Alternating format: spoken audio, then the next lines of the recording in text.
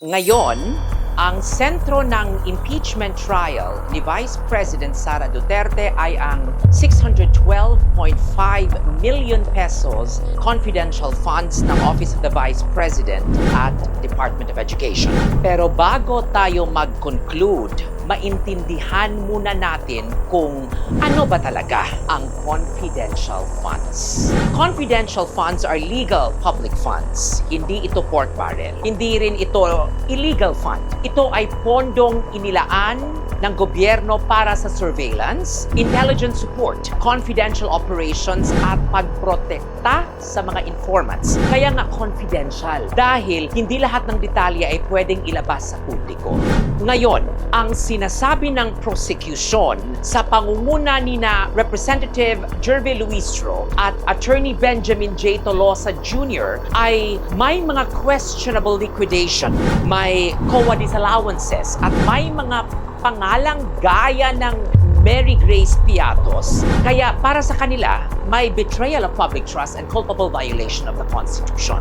Pero tingnan natin ang ebidensya. Isa sa mga madalas nilang banggitin ay ang 125 million pesos na confidential fund na naggastos sa loob lamang ng 11 araw. Pero legal ba yon? Wala akong nalalamang batas, wala akong nalalamang COA circular, at wala akong nakikitang DBM regulation na nagsasabing bawal gastusin ang confidential fund sa loob ng 11 araw. Wala ring minimum period na itinakda ng batas bago ito maaaring magastos. The law does not prescribe a spending timetable. Ang legal na tanong ay hindi bakit 11 days. Ang legal na tanong ay dinastos ba ito para sa authorized confidential purposes? At na-liquidate ba ito ayon sa umiiral na rules? Magkaibang usapin yon. Because speed is not illegality. Suspicion is not evidence. Hindi ka pwedeng ma-impeach dahil mabilis kang gumastos. Kailangan mong patunayang illegal ang paggastos. Sa cross-examination, dito naging mas interesting ang usapan.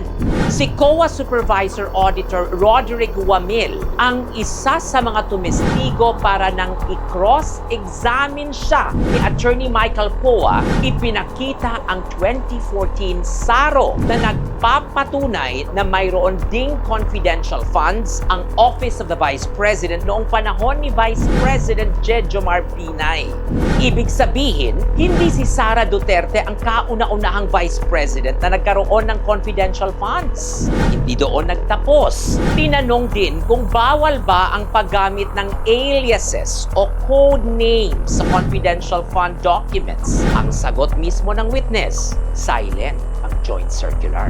Hindi ito tahasang pinapayagan, hindi rin ito tahasang ipinagbawal. Sa batas, malaking bagay ang katahimikan ng batas because courts do not ordinarily create prohibitions that the law itself did not write. Ngayon, pag-usapan natin ang COA disallowance. Maraming Pilipino ang iniisip kapag may notice of disallowance, ibig sabihin guilty na. Hindi. Ang COA disallowance is an audit finding. Hindi iyon automatic proof ng corruption. Hindi rin iyon automatic proof na ang Vice President mismo ang gumawa ng anumang falsification.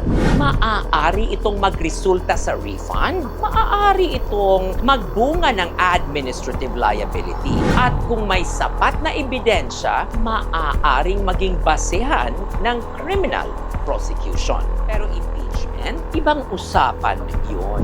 Because the Constitution requires a culpable violation. Ang salitang culpable means willful, intentional, deliberate. Hindi sapat na sabihin may disallowance, therefore impeachable. Hindi sapat na sabihin may kakaibang pangalan, therefore guilty.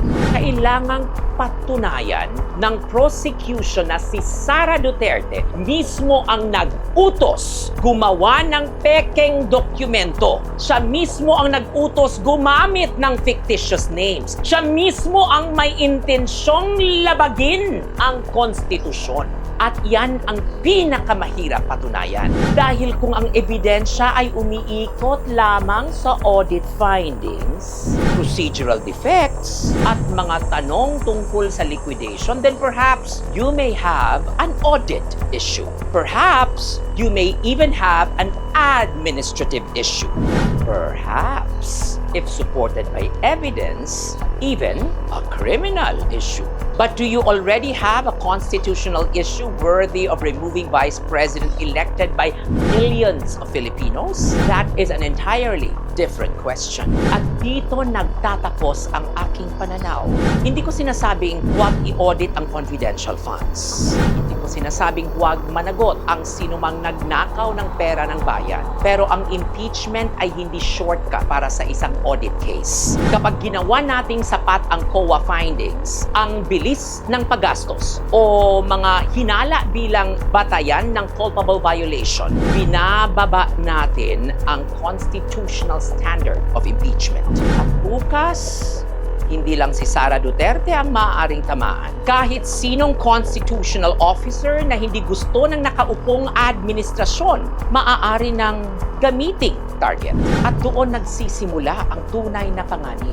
Hindi sa confidential funds, kundi sa paglalagay ng politika sa lugar na ang dapat manaig ay ang batas. Another day, another regal POV.